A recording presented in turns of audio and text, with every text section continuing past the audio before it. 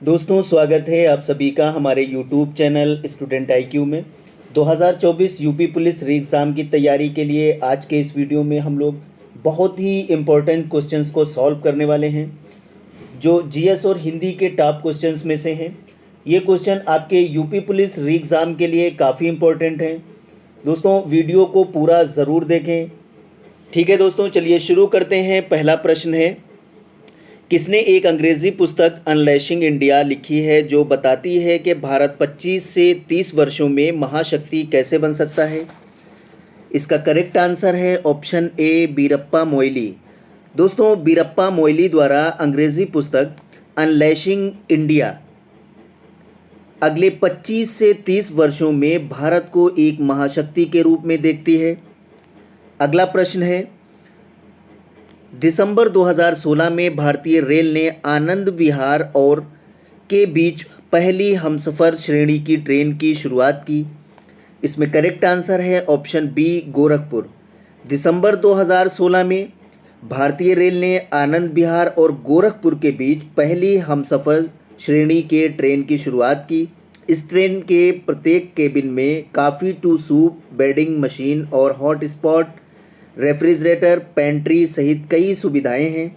दोस्तों इसमें passenger information system, CCTV, GPS, fire और स्मोक डिटेक्शन और सुपरविज़न सिस्टम भी है। आगे बढ़ते हैं। अगला प्रश्न है, प्रसिद्ध सूफी संत शेख सलीम चिश्ती की दरगाह उत्तर प्रदेश के में स्थित है। इसमें करेक्ट आंसर ऑप्शन सी है, फतेहपुर सीकरी। दोस्तों सूफी संत शेख सलीम चिश्ती की दरगाह उत्तर प्रदेश के फतेहपुर सीकरी में स्थित है। यहाँ पर अकबर द्वारा पंचमहल, बुलंद दरवाज़ा आदि प्रसिद्ध इमारतें बनवाई गईं। दोस्तों प्रसिद्ध सूफी संत शेख सलीम चिश्ती अजमेर के ख्वाजा मोइनुद्दीन चिश्ती के पौत्र थे। अगला प्रश्न है, हिमालय का तीसरा सबसे बड़ा शिखर कौन सा है? इसमें करेक्ट आंसर ऑप्शन बी है, माउंट कंचनजंगा। दोस्तों हिमालय का तीसरा सबसे बड़ा शिखर माउंट कंचनजंगा है, जो सिक्किम के उत्तर पश्चिम में नेपाल की सीमा पर स्थित है। ये विश्व की तीसरी सबसे ऊंची चोटी है। इसकी ऊंचाई है 8,586 मीटर। अगला प्रश्न है, उत्तर प्रदेश का राजकीय फूल कौन सा है? इसमें करेक्ट आंसर हो जाएगा ऑप्शन डी, पलाश। दोस्तों उत्तर प्रदेश का राजकीय फूल पलाश है। पलाश या टेसू एक वृक्ष है। इसके फूल बहुत ही आकर्षक होते हैं। इसके आकर्षक फूलों की वजह से इसे जंगल की आग भी कहते हैं। अगला प्रश्न है, मनुष्यों में पित्त का उत्पादन किस अंग में होता है? इसमें करेक्ट आंसर है ऑप्शन सी, जिगर। जिगर या यकृत में जिस पाचक रस का निर्माण होता है उसे पित्त कहते हैं। ये पाचन में मदद करता है। दोस्तों ये कुछ गाढ़ा सा पीला तरल पदार्थ होता है। इसकी प्रकृति क्षारीय और स्वाद कड़वा होता है। ये पित्त बनकर पित्ताशय में इकट्ठा रहता है, जहाँ इसमें म्यूसिम मिल जाता है। ठीक है, आगे बढ़ते हैं। अगला प्रश्न है, राष्ट्रीय मानवाधिकार आयोग भारत में कब स्थापित हुआ? इसमें करेक्ट आंसर हो जाएगा ऑप्शन सी, 1993। भारत का राष्ट्रीय मानवाधिकार आयोग NHRC एक स्वायत्त विधिक संस्था है। इसकी स्थापना 12 अक्टूबर 1993 को हुई। दोस्तों इसकी स्थापना मानवाधिकार संरक्षण अधिनियम 1993 के तहत की गई थी। अगला प्रश्न है, निम्नलिखित में से कौन सा रोग फफूंद फंगस के कारण होता है? इसमें करेक्ट आंसर ऑप्शन डी, दाद। कवक या फफूंद फंगस एक प्रकार के परजीवी हैं जो अपना भोजन सड़े गले मृत कार्बनिक पदार्थों से प्राप्त करते हैं। दोस्तों कवक के द्वारा मनुष्यों में होने वाले कुछ रोग हैं, जैसे दाद, खाज, गंजापन, दमा, ठीक है, हाथी पांव, ये सब कवक से होने वाले रोग हैं। अगला प्रश्न है, भारत के संविधान के मूल दस्तावेज को द्वारा हाथ से लिखा गया। इसमें करेक्ट आंसर है ऑप्शन सी प्रेम बिहारी नारायण रायजादा। दोस्तों, भारतीय संविधान हाथ से अंग्रेजी और हिंदी भाषा में लिखा गया था। इसकी वास्तविक प्रति प्रेम बिहारी नारायण रायजादा द्वारा लिखी गई है। अगला प्रश्न है, विटामिन बी7 का रासायनिक नाम क्या है? वेरी इंपॉर्टेंट है दोस्तों, इसको रट लेंगे। इसका आंसर हो जाएगा ऑप्शन बी, बायोटिन। ठीक है, विटामिन बी7 का रासायनिक नाम बायोटिन है। और विटामिन ए का नाम हो जाएगा रेटिनाल। ठीक है, रेटिनाल, ये भी क्वेश्चन आता है, इसको भी याद कर लेंगे। विटामिन ए का रासायनिक नाम रेटिनाल है और बी7 का रासायनिक नाम बायोटिन है। और बी वन का ये है विटामिन ए का। विटामिन बी1 का क्या होगा? बी1 का होगा थायमिन। अगला प्रश्न है, हॉकी के दिग्गज मेजर ध्यानचंद का जन्म कहाँ हुआ था? इसमें करेक्ट आंसर है ऑप्शन डी, इलाहाबाद। दोस्तों, हॉकी दिग्गज मेजर ध्यानचंद का जन्म 29 अगस्त 1905 को इलाहाबाद में हुआ था। वे 3 बार ओलंपिक के स्वर्ण पदक जीतने वाले भारतीय हॉकी टीम के सदस्य रहे। अगला प्रश्न है, मुंशी प्रेमचंद का जन्म कहाँ हुआ था?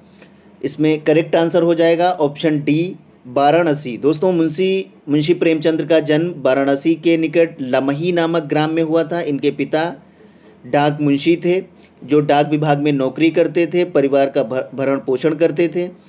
ठीक है, तो इनका जन्म वाराणसी में हुआ था। अगला प्रश्न है, निम्नलिखित में से कौन सा उत्तर प्रदेश का सबसे पुराना विश्वविद्यालय है? इसका करेक्ट आंसर है ऑप्शन डी, इलाहाबाद केंद्रीय विश्वविद्यालय।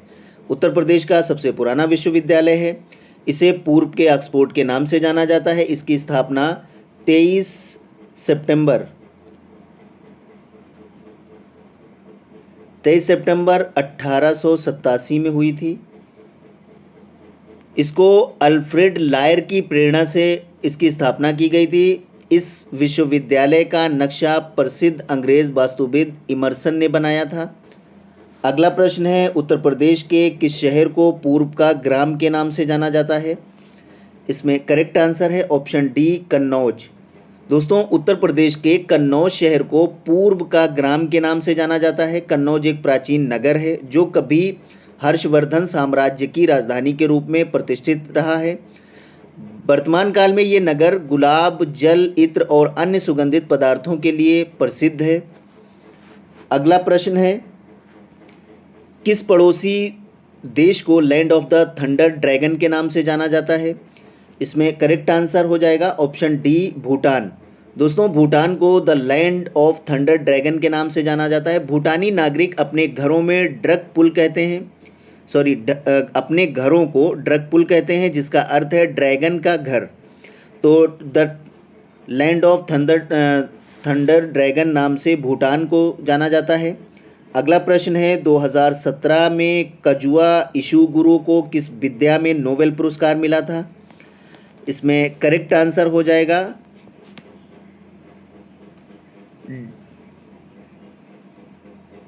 ऑप्शन डी, साहित्य। दोस्तों, कजुआ इशिगुरो को साहित्य में नोबेल पुरस्कार मिला था। ठीक है, 2017 में। अगला प्रश्न है, पाकिस्तानी सीनेट में विपक्ष की पहली महिला नेत्री कौन थी? इसमें करेक्ट आंसर है ऑप्शन सी, शेरी रहमान। पाकिस्तान पीपल्स पार्टी पीपीपी की नेता और सांसद शेरी रहमान पाकिस्तान सीनेट की उच्च सदन में विपक्ष की पहली नेता चुनी गई थी। ठीक है, अगला प्रश्न है, सीकर तकनीक के साथ भारत की क्रूज मिसाइल कौन सी है? इसमें करेक्ट आंसर हो जाएगा ऑप्शन सी, ब्रह्मोस। सीकर तकनीक के साथ भारत की क्रूज मिसाइल ब्रह्मोस है। ब्रह्मोस एक कम दूरी की रेजमेट सुपरसोनिक क्रूज मिसाइल है। इसे पनडुब्बी से, पानी के जहाज से, विमान से या ज़मीन से भी छोड़ा जा सकता है। रूस और भारत के रक्षा अनुसंधान और विकास मंत्रालय DRDO ने संयुक्त रूप से इसका विकास किया है। तो भारत की क्रूज़ मिसाइल कौन सी है सीकर तकनीक के साथ? तो ब्रह्मोस है। अगला प्रश्न है, भारत और पाकिस्तान के बीच कितनी सीमा पार ट्रेन चलती हैं? इम्पॉर्टेंट है दोस्तों, इसमें करेक्ट आंसर हो जाएगा ऑप्शन सी 2। भारत और पाकिस्तान के बीच दो सीमा पार ट्रेन चलती हैं, जो दोनों ट्रेनों के नाम है समझौता एक्सप्रेस। ये ट्रेन भारत और पाकिस्तान के बीच चलने वाली ट्रेन है, जो 22 जुलाई 1976 को अटारी और लाहौर के बीच शुरू हुई थी। और दूसरी ट्रेन है थार एक्सप्रेस, भारत और पाकिस्तान के बीच चलने वाली दूसरी सीमा पारी ट्रेन है, जो पाकिस्तान के कराची और भारत के जोधपुर शहर को जोड़ती है। तो भारत और पाकिस्तान के बीच सीमा पार ट्रेन दो हैं। अगला प्रश्न है, हाल ही में एक वैश्विक डाटा चोरी के अपराध में किस कंपनी का नाम आया था? इसमें correct answer option D Cambridge Analytica. दोस्तों, वैश्विक डाटा चोरी के अपराध में कैम्ब्रिज एनालिटिका का नाम आया था।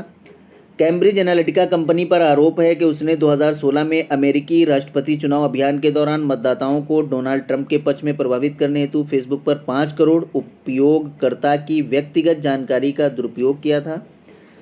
अगला प्रश्न है, 15वीं रूस भारत चीन त्रिपक्षीय विदेशी मंत्रियों की बैठक दिसंबर 2017 में हुई थी। दोस्तों, ये करंट का क्वेश्चन था, पुराना क्वेश्चन है, तो फिर भी इसका आंसर बता देंगे। इसमें करेक्ट आंसर हो जाएगा ऑप्शन डी नई दिल्ली। ठीक है। अगला प्रश्न है, भारत में ब्रिटिश शासन का सबसे बड़े पैमाने पर विस्तार सहायक संधियों के माध्यम से हुआ, जो गवर्नर जनरल के शासनकाल में शुरू की गई थी। इसमें करेक्ट आंसर है option C lord Wellesley. Lord Wellesley वर्ष 1798 से 1805, ठीक है, तक भारत के गवर्नर जनरल रहे। वर्ष 1798 में सर जॉन शोर के हस्तक्षेपवादी युग के बाद लॉर्ड बेलेजली भारत के गवर्नर जनरल बने, जो अपनी सहायक संधि प्रणाली के कारण प्रसिद्ध हुआ। ठीक है, सहायक संधियों में लॉर्ड बेलेजली का नाम प्रसिद्ध है, याद रखेंगे। अगला प्रश्न है, गुरु गोविंद सिंह की मृत्यु के बाद गुरु की संस्था समाप्त हो गई और सिखों का नेतृत्व किसके विश्वसनीय शिष्य को सौंप दिया गया? इसमें करेक्ट आंसर है ऑप्शन बी बंदा बहादुर। दोस्तों, गुरु गोविंद सिंह की मृत्यु के बाद गुरु की संस्था समाप्त हो गई थी। ठीक है, गुरु ग्रंथ साहब को गुरु पद का प्रतिष्ठित किया गया, जबकि बंदा बहादुर ने गुरु गोविंद सिंह के पश्चात सिखों को सैनिक नेतृत्व प्रदान किया था। अगला प्रश्न है, पाकिस्तान नाम सबसे पहले द्वारा गढ़ा गया, किसके द्वारा गढ़ा गया? इसमें correct answer option C Chaudhry Rahmat Ali. इसको याद कर लेंगे दोस्तों। पाकिस्तान शब्द सबसे पहले कैम्ब्रिज विश्वविद्यालय के छात्र रहे चौधरी रहमत अली ने इसको गढ़ा था। रहमत अली ने सन 1933 में पाकिस्तान नेशनल मूवमेंट की शुरुआत की और आगे चलकर 1 अगस्त 1933 से पाकिस्तानी साप्ताहिक मैगजीन भी शुरू की थी। चौधरी रहमत अली ने पाकिस्तान का नाम गढ़ा था। अगला प्रश्न है, रविंद्रनाथ टैगोर ने अपनी नाइटहुड की उपाधि के विरोध में छोड़ दिया। इसमें correct answer option B Jallianwala Bagh नरसंहार। दोस्तों, रविंद्रनाथ टैगोर ने अपनी नाइटहुड की उपाधि को जलियांवाला बाग कांड में 1919 के विरोध में छोड़ दिया था। धातव्य है कि भारत के महान बांग्ला कवि और दार्शनिक रविंद्रनाथ टैगोर को 3 जून 1915 में ब्रिटिश सरकार ने नाइटहुड या सर की उपाधि से सम्मानित किया था, लेकिन इन्होंने जलियांवाला कांड या नरसंहार में अपनी नाइटहुड की उपाधि को त्याग दिया था, छोड़ दिया था। अगला प्रश्न है, गोदावरी नदी का उद्गम स्थल किस राज्य में है? इसमें करेक्ट आंसर हो जाएगा ऑप्शन सी महाराष्ट्र। गोदावरी नदी का उद्गम स्थल महाराष्ट्र राज्य में है। ये भारत की प्रसिद्ध नदी है। ये नदी दक्षिण भारत में पश्चिमी घाट से लेकर पूर्वी घाट तक प्रवाहित होती है। नदी की लंबाई 1465 किलोमीटर है। अगला प्रश्न है, भारत की सबसे बड़ी मीठे पानी की झील कौन सी है? इसमें correct answer option D Wular झील। बुलर झील कश्मीर भारत की सबसे बड़ी मीठे पानी की झील है। चिल्का उड़ीसा की है। ये खारे पानी की सबसे बड़ी झील है। अगला प्रश्न है, भारतीय संविधान में कानून बनाने की निर्धारित प्रक्रिया काफ़ी हद तक के संविधान द्वारा प्रभावित है। इसका correct answer option C Japan. दोस्तों, भारतीय संविधान में कानून बनाने की निर्धारित प्रक्रिया काफ़ी हद तक जापान के संविधान द्वारा प्रभावित है। विधि द्वारा स्थापित प्रक्रिया जापान के संविधान से ली गई है। आयरलैंड के संविधान से राज्यसभा के 12 सदस्यों को मनोनयन और दक्षिण अफ्रीका से संविधान में संशोधन की प्रक्रिया। ठीक है। अगला प्रश्न है, शिक्षा का अधिकार आरटीआई अधिनियम वर्ष में भारत की संसद द्वारा अधिनियमित किया गया। किस वर्ष अधिनियमित किया गया दोस्तों? इसमें करेक्ट आंसर है ऑप्शन डी 2009। शिक्षा का अधिकार आरटीआई अधिनियम वर्ष 2009 में भारत की संसद द्वारा अधिनियमित किया गया था। शिक्षा का अधिकार अधिनियम 1 अप्रैल 2010 से प्रभावी हुआ।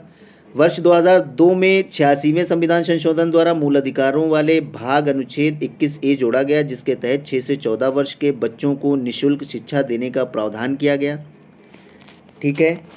अगला प्रश्न है, महाराज सवाई जय सिंह द्वितीय ने में एक खगोलीय वेधशाला स्थापित की। इसमें करेक्ट आंसर है ऑप्शन ए जयपुर।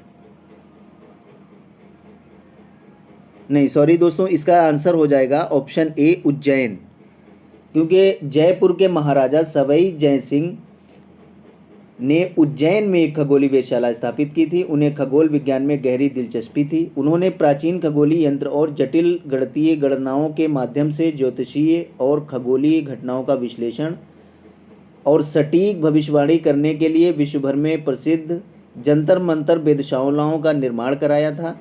ठीक है। तो सवाई जय सिंह ने उज्जैन में वेधशाला की स्थापित की थी। अगला प्रश्न है, यूनिवर्सल टीकाकरण कार्यक्रम के रूप में केंद्रीय स्वास्थ्य मंत्रालय ने के विरुद्ध दोहरे संरक्षण के लिए एकल टीके का शुभारंभ किया। इसमें करेक्ट आंसर हो जाएगा ऑप्शन ए खसरा और रूबेला। दोस्तों, भारत ने सार्वभौमिक टीकाकरण कार्यक्रम की शुरुआत चरणबद्ध ढंग से 1985 में की थी। भारत ने विश्व स्वास्थ्य संगठन के दक्षिण पूर्व एशिया क्षेत्र के सदस्य देशों के साथ 2020 तक खसरा और रूबेला को समाप्त करने का संकल्प व्यक्त किया था। आगे बढ़ते हैं। अगला प्रश्न है, निम्नलिखित में से किस रियासत ने 1947 में पाकिस्तान में मिलने की घोषणा की थी, लेकिन बाद में जनमत संग्रह के बाद इसे भारत में शामिल होने के लिए मजबूर होना पड़ा? वेरी इंपॉर्टेंट है दोस्तों। इसका करेक्ट आंसर हो जाएगा ऑप्शन बी जूनागढ़। दोस्तों, जूनागढ़ रियासत ने 1947 में पाकिस्तान से मिलने की घोषणा की थी। पाकिस्तान में शामिल होने की घोषणा से जूनागढ़ में विद्रोह हो गया। उसके बाद जनमत संग्रह के बाद इसे भारत में शामिल होने के लिए मजबूर होना पड़ा। अगला प्रश्न है, निम्नलिखित भारतीय राज्यों में से किस में से कर्क रेखा नहीं गुजरती है? इसमें करेक्ट आंसर है ऑप्शन डी उत्तर प्रदेश। दोस्तों, भारत में कर्क रेखा 8 राज्यों से गुजरती है। पहला है गुजरात, राजस्थान, मध्य प्रदेश, छत्तीसगढ़, झारखंड, पश्चिम बंगाल, त्रिपुरा, मिजोरम। उत्तर प्रदेश से कर्क रेखा नहीं गुजरती है, ये याद रखेंगे। अगला प्रश्न है, निम्नलिखित भारतीय राज्यों में से किस राज्य में द्विसदनीय विधानसभा मंडल नहीं है? इसमें करेक्ट आंसर है ऑप्शन सी तमिलनाडु। दोस्तों, राज्य का विधानमंडल राज्यपाल तथा विधानसभा एवं विधान परिषद के संयोग से बनता है। वर्तमान में देश में 6 राज्य बिहार, उत्तर प्रदेश, महाराष्ट्र, कर्नाटक, आंध्र प्रदेश और तेलंगाना में द्विसदनीय विधानमंडल हैं, लेकिन वर्तमान परिप्रेक्ष्य में जम्मू कश्मीर और केंद्र शासित प्रदेश राज्य बनने की वजह से उसमें द्विसदनीय व्यवस्था समाप्त हो गई है। ठीक है। तो इसमें तमिलनाडु जो है करेक्ट आंसर है। अगला प्रश्न है, भारतीय संविधान सभा की संघ शक्ति समिति के अध्यक्ष कौन थे? इसमें करेक्ट आंसर हो जाएगा ऑप्शन डी जवाहरलाल नेहरू। दोस्तों, 22 जनवरी 1947 को उद्देश्य प्रस्ताव की स्वीकृति के बाद संविधान सभा ने संविधान निर्माण के लिए अनेक समितियां बनाई थीं। इनमें प्रमुख थी वार्ता समिति, संघ संविधान समिति, संघ शक्ति समिति, प्रांतीय संविधान समिति, प्रारूप समिति, जिसमें संघ शक्ति समिति के अध्यक्ष जवाहरलाल नेहरू थे। कैबिनेट मिशन की संस्तुतियों के आधार पर भारतीय संविधान का निर्माण करने वाली संविधान सभा का गठन जुलाई 1946 में किया गया था। अगला प्रश्न है, प्राचीन गणित पुस्तक गणित सार संग्रह द्वारा लिखी गई थी। इसमें करेक्ट आंसर है ऑप्शन बी महावीराचार्य। दोस्तों,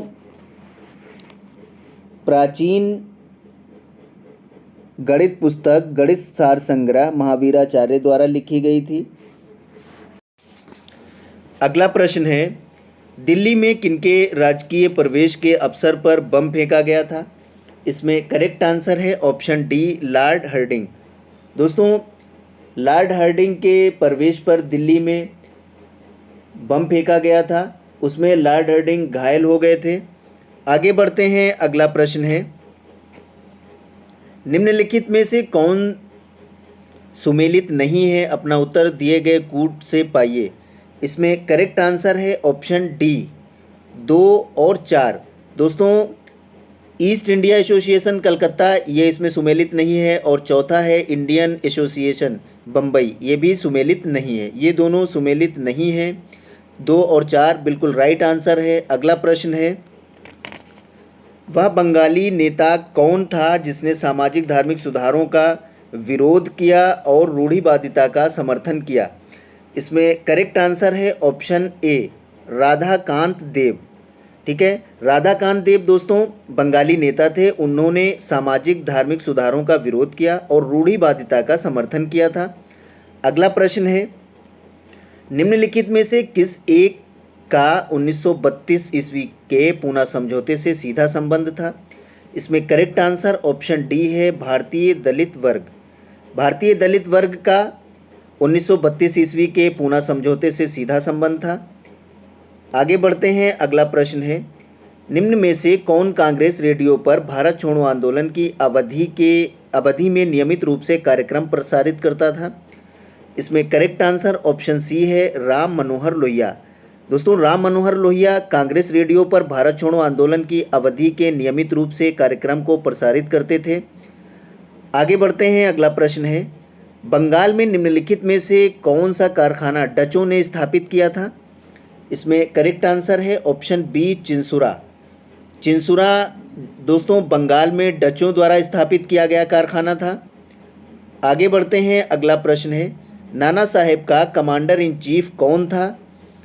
इसमें correct answer option C Tatya Tope. दोस्तों, तात्या टोपे नाना साहब के कमांडर इन चीफ थे।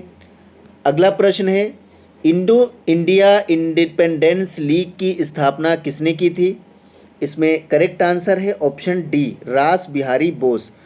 दोस्तों, रास बिहारी बोस ने इंडिया इंडिपेंडेंट लीग की स्थापना की थी। अगला प्रश्न है, ब्रिटिश भारत की राजधानी का कलकत्ता से दिल्ली स्थानांतरण किसके काल में क्रियान्वित हुआ था। इसमें करेक्ट आंसर है ऑप्शन बी लॉर्ड हार्डिंग। दोस्तों, ब्रिटिश भारत की राजधानी कलकत्ता से दिल्ली स्थानांतरण लॉर्ड हार्डिंग के कार्यकाल में हुआ था और उसी समय इन पर बम फेंका गया था। अगला प्रश्न है, प्रथम विश्व युद्ध के दौरान आंदोलन जो भारत में लोकप्रिय हुआ वह था, वो कौन सा आंदोलन था। दोस्तों, इसमें वो आंदोलन था होम रूल लीग आंदोलन। दोस्तों, होम रूल लीग आंदोलन या होम रूल आंदोलन यहाँ लिखा है, प्रथम विश्व युद्ध के दौरान आंदोलन हुआ था जो भारत में बहुत ही ज़्यादा लोकप्रिय हुआ था। अगला प्रश्न है, निम्न देशों में से किस एक में पहली बार उच्च उपज किस्म बीज विकसित किए गए थे। इसमें करेक्ट आंसर हो जाएगा ऑप्शन सी मैक्सिको। दोस्तों, मैक्सिको में पहली बार उच्च उपज किस्म के बीज विकसित किए गए थे। अगला प्रश्न है, अति गहरी महासागरीय द्रोणियां कहाँ पाई जाती हैं। इसका करेक्ट आंसर हो जाएगा ऑप्शन बी प्रशांत महासागर। दोस्तों, प्रशांत महासागर में अति गहरी महासागरीय द्रोणियां पाई जाती हैं। आगे बढ़ते हैं, अगला प्रश्न है, विश्व की सबसे गहरी झील है, वेरी इंपॉर्टेंट है दोस्तों, इसका करेक्ट आंसर हो जाएगा ऑप्शन डी रूस में बैकाल झील। रूस में बैकाल झील विश्व की सबसे गहरी झील है। इसकी गहराई है 1940 मीटर। आगे बढ़ते हैं, अगला प्रश्न है, जापान विश्व के अग्रणी औद्योगिक देशों में से एक है, क्योंकि इसमें करेक्ट आंसर हो जाएगा ऑप्शन डी, उसके पास उच्च तकनीक क्षमता है। जापान विश्व में अग्रणी देश है क्योंकि उसके पास उच्च तकनीक क्षमता है। अगला प्रश्न है, जापान विश्व में अग्रणी औद्योगिक देश में से एक है क्योंकि, ये दोस्तों प्रश्न रिपीट हुआ है, इसका करेक्ट आंसर ऑप्शन डी है, क्योंकि उसके पास उच्च तकनीक क्षमता है। अगला प्रश्न है, विश्व के किस क्षेत्र को आप बुशमैन से संबंध करेंगे? इसमें करेक्ट आंसर है ऑप्शन डी, कालाहारी। दोस्तों, कालाहारी मरुस्थल विश्व के बुशमैन, जो विश्व का क्षेत्र है कालाहारी, ये बुशमैन से संबंध है। अगला प्रश्न है, बुशमैन कौन है? एक जनजाति है, ये कालाहारी क्षेत्र में रहती है। ये दक्षिण अफ्रीकी महाद्वीप की बात हो रही है यहाँ पे। अगला प्रश्न है, पृथ्वी की जुड़वा बहन कहे जाने वाले ग्रह का नाम है? इसमें करेक्ट आंसर है ऑप्शन बी, पृथ्वी की बहन, सौंदर्य का देवता, सुबह का तारा, शाम का तारा आदि शुक्र ग्रह को संज्ञाएं दी गई हैं। ठीक है, इसको पृथ्वी की बहन भी कहते हैं। ऑप्शन बी करेक्ट आंसर है। अगला प्रश्न है, काली मिट्टी मुख्यतः किस फसल के साथ संबंधित है? इसमें करेक्ट आंसर है ऑप्शन बी, ईख यानी गन्ना। ठीक है, काली मिट्टी मुख्यतः गन्ने के साथ या ईख के साथ संबंधित है। अगला प्रश्न है, चंद्रमा की पृथ्वी से दूरी? इसमें करेक्ट आंसर है ऑप्शन ए, 364,000 किलोमीटर। ठीक है, चंद्रमा पृथ्वी का एकमात्र उपग्रह है जिनकी एक दूसरे से न्यूनतम 3,64,000 किलोमीटर, अधिकतम 4,06,000 किलोमीटर दूरी है। ठीक है, 364,000 किलोमीटर यानी 3,64,000 किलोमीटर। अगला प्रश्न है, डेकन्सबर्ग पर्वत किस देश में स्थित है? इसमें करेक्ट आंसर है आपका ऑप्शन सी, दक्षिण अफ्रीका। दोस्तों, डेकन्सबर्ग पर्वत दक्षिण अफ्रीका में स्थित है। आगे बढ़ते हैं, अगला प्रश्न है, निम्नलिखित में से किन जिलों में भारत की सबसे बड़ी अभ्रक मेखला पाई जाती है? इसका करेक्ट आंसर है ऑप्शन सी, हजारीबाग, गया और मुंगेर। दोस्तों, हजारीबाग, गया और मुंगेर में भारत की सबसे बड़ी अभ्रक मेखला पाई जाती है। अगला प्रश्न है, चिल्का झील स्थित है? इसमें करेक्ट आंसर ऑप्शन सी है, ओडिशा में। दोस्तों, ओडिशा में चिल्का झील स्थित है और ये खारे पानी की झील है। ठीक है, ये भी याद कर लेंगे, चिल्का झील क्या है? खारे पानी की झील है। अगला प्रश्न है, किसके उत्पादन में भारत में उत्तर प्रदेश का पहला स्थान या प्रथम स्थान है? इसमें करेक्ट आंसर है ऑप्शन बी, गेहूं और गन्ना। दोस्तों, गेहूं और गन्ने के उत्पादन में उत्तर प्रदेश का पहला स्थान है। दोस्तों, हम लोग अब यहाँ से हिंदी के प्रश्नों को सॉल्व करेंगे। हिंदी का पहला प्रश्न है, दूध का धुला होना मुहावरे का अर्थ है? ऑप्शन ए निर्दोष होना, बी दोषी होना, सी पाप करना, डी चोरी करना। इसमें करेक्ट आंसर हो जाएगा ऑप्शन ए, निर्दोष होना। दोस्तों, दूध का धुला होना मुहावरे का अर्थ निर्दोष होना। अगला प्रश्न है, जिसकी लाठी उसकी भैंस, लोकोक्ति का सही अर्थ? इसमें ऑप्शन ए, शक्तिशाली आदमी मूर्ख होता है, बी शक्ति संपन्न आदमी अपना काम बना लेता है, सी बुद्धि संपन्न आदमी अपना काम बना लेता है, डी बुद्धि संपन्न आदमी चालाक होता है। तो इसमें करेक्ट आंसर कौन सा होगा? ऑप्शन बी होगा, शक्ति संपन्न आदमी अपना काम बना लेता है, यानी जिसकी लाठी उसकी भैंस लोकोक्ति का सही अर्थ है। अगला प्रश्न है, वीर रस का स्थायी भाव है? इसमें करेक्ट आंसर है ऑप्शन डी, उत्साह।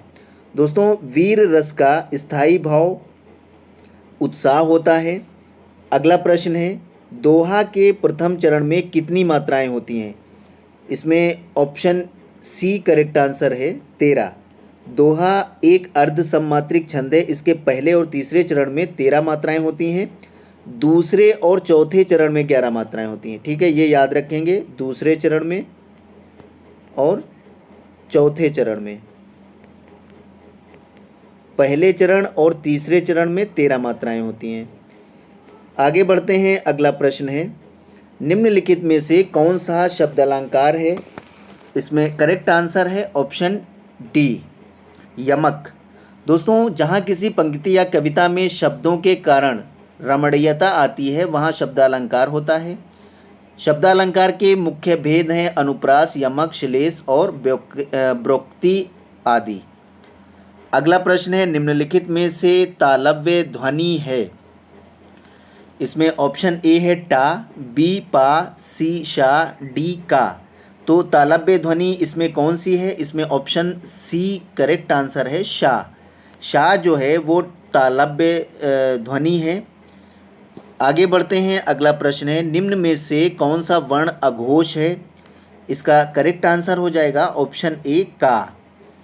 जिन ध्वनियों में उच्चारण में कंपन उत्पन्न होती है उन्हें अघोष वर्ण कहते हैं, जैसे प्रत्येक वर्ग का पहला का और दूसरा व्यंजन खा।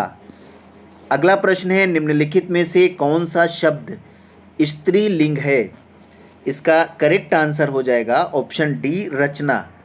दोस्तों, रचना जो है वो स्त्रीलिंग है। उपहार, ग्रंथ, मस्तक, ये तीनों पुल्लिंग शब्द हैं। रचना स्त्रीलिंग शब्द है। अगला प्रश्न है, निम्नलिखित में से कौन सा शब्द पुल्लिंग है?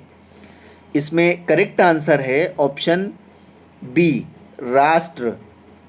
ठीक है, देश के नाम और राष्ट्र पुल्लिंग शब्द होते हैं, जैसे भारत, ईरान, चीन, जापान, ये सब क्या हैं? ये पुल्लिंग होंगे। और योग्यता, रक्षा, इच्छा, ये क्या है? ये स्त्रीलिंग शब्द हैं। अगला प्रश्न है, किस शब्द का प्रयोग सदा बहुवचन में होता है?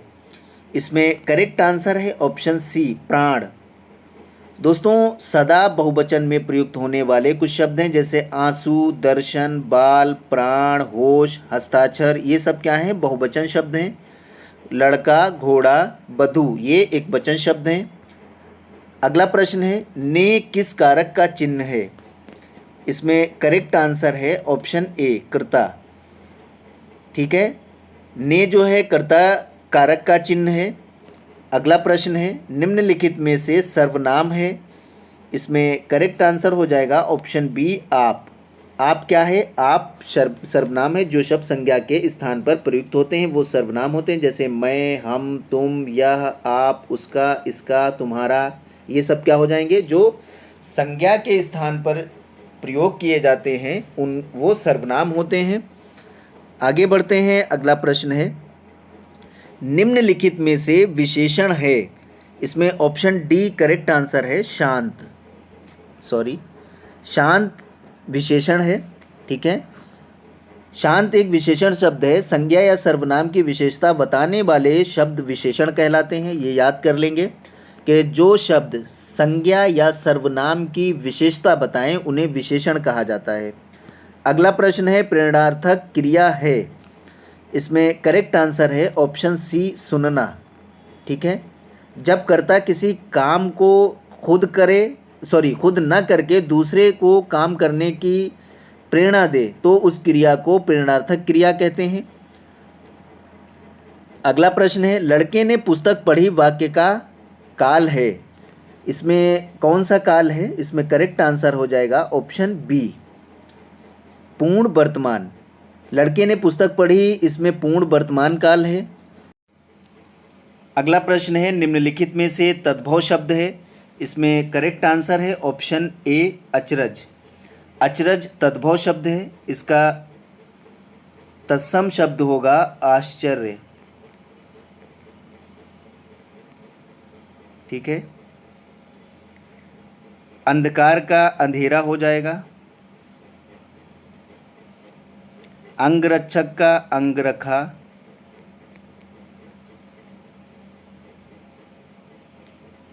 आशा का आस।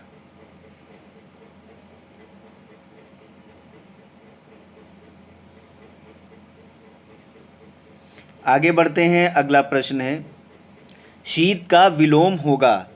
इसमें करेक्ट आंसर है ऑप्शन डी उष्ण। उष्ण दोस्तों जो है वो शीत का विलोम है, ठीक है। ठंड का विलोम गर्म हो जाएगा, गीत का संगीत हो जाएगा, कृष्ण का शुक्ल हो जाएगा। अगला प्रश्न है कर का अर्थ नहीं होता है। इसमें करेक्ट आंसर है ऑप्शन ए सूर्य। सूर्य कर का अर्थ नहीं होता है, ठीक है। कर के अनेक और अर्थ हैं, हाथ, किरण, सूंड, टैक्स, ठीक है। ये सब कर के अर्थ हैं, कर का अर्थ सूर्य नहीं होगा। अगला प्रश्न है जो कठिनाई से मिलता है के लिए एक शब्द होगा। इसमें करेक्ट आंसर है ऑप्शन बी दुर्लभ, ठीक है। जो कठिनाई से मिलता है उसके लिए एक शब्द होगा दुर्लभ। और जिसमें जाना या जिसे समझना कठिन हो उसको कहते हैं दुर्गम। दुर्गम जिसमें जाना या समझना कठिन हो दुर्गम कहते हैं। आगम, अगम जो है वो जहाँ जाना संभव न हो। और सुलभ, सुलभ का मतलब होता है जो आसानी से प्राप्त हो सके। अगला प्रश्न है अनिल अनल का सही अर्थ देने वाला शब्द युग्म है। इसमें करेक्ट आंसर है ऑप्शन ए हवा और वायु, ठीक है। अनिल अनल का सही अर्थ देने वाला शब्द युग्म है वायु अग्नि, वायु अग्नि। ये ऑप्शन ए करेक्ट आंसर है। वायु के पर्यायवाची शब्द होते हैं हवा, समीर, पवन, अनिल, बात, मारुति। और अग्नि के पर्यायवाची शब्द होते हैं पावक, दहन, अनल, वैश्वानर, धूमकेतु, आग, कृषाणु। अगला प्रश्न है पराजय में उपसर्ग है। इसमें करेक्ट आंसर है ऑप्शन सी परा।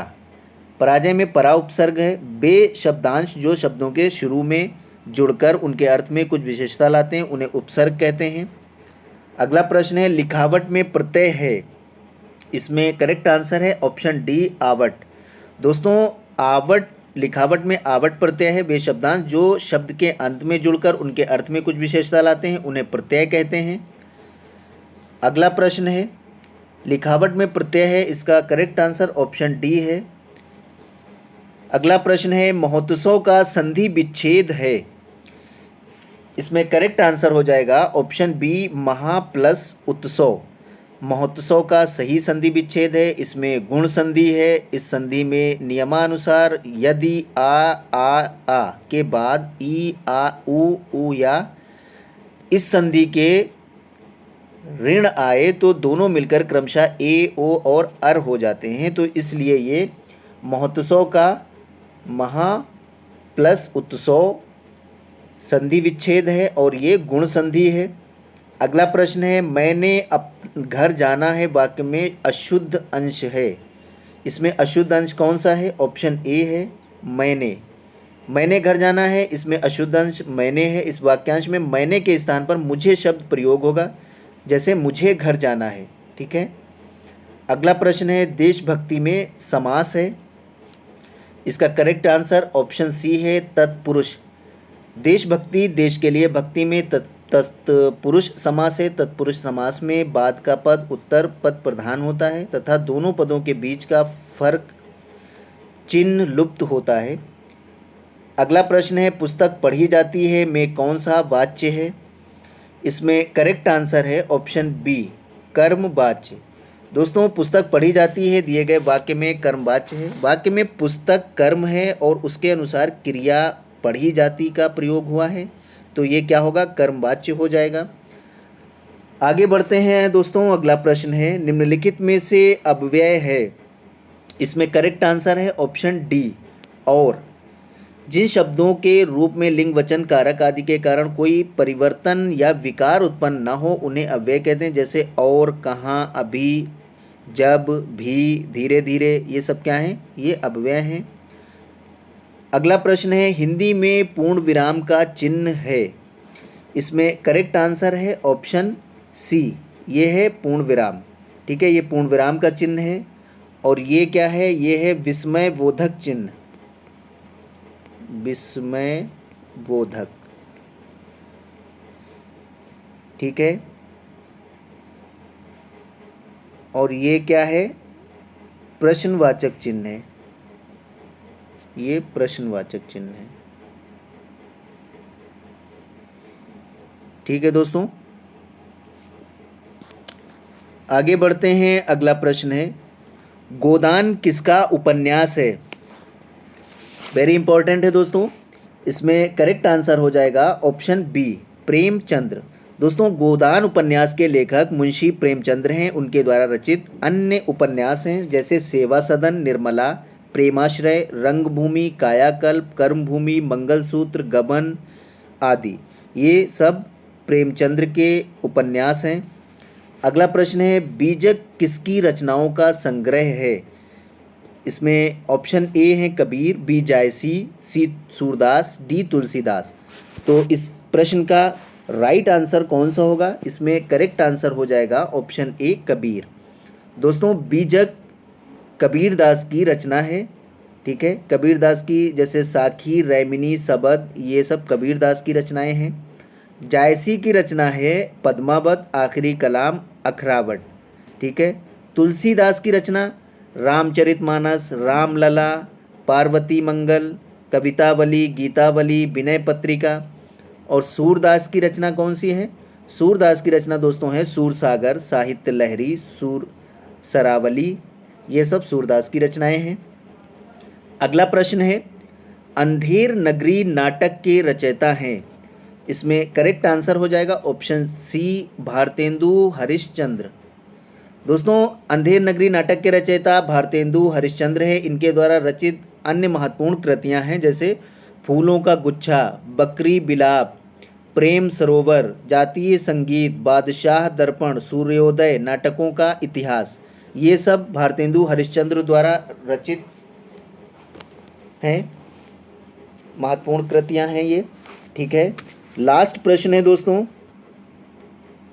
कामायनी के रचनाकार हैं? इसमें करेक्ट आंसर है ऑप्शन ए, जयशंकर प्रसाद। दोस्तों, जयशंकर प्रसाद कामायनी के रचनाकार हैं। इनकी और भी रचनाएं हैं जैसे झरना, लहर, आंसू, प्रेमराज, कानन, कुसुम आदि। और सुमित्रानंद पंत, इनकी रचना क्या है? पल्लव है, गुंजन है, बीड़ा है, स्वर्ण किरण आदि। सूर्यकांत त्रिपाठी निराला, इनकी रचनाएं हैं गीतिका, अनामिका, परमिला, तुलसीदास। ठीक है, महादेवी वर्मा, नीरजा, निहार, रश्मि, संध्या, गीत आदि। ठीक है दोस्तों, तो कामायनी की रचना कौन हो गए? कामायनी की रचना जयशंकर प्रसाद हैं। ठीक है दोस्तों, मिलते हैं अगली वीडियो में। जो लोग हमारे चैनल पर नए, हमारे यूट्यूब चैनल को सब्सक्राइब कर दें, बेल आइकन ज़रूर प्रेस कर दें ताकि हमारी आने वाली अगली वीडियो का नोटिफिकेशन आपको सबसे पहले मिल सके। दोस्तों, वीडियो को लाइक और शेयर ज़रूर कर दें। Thank you.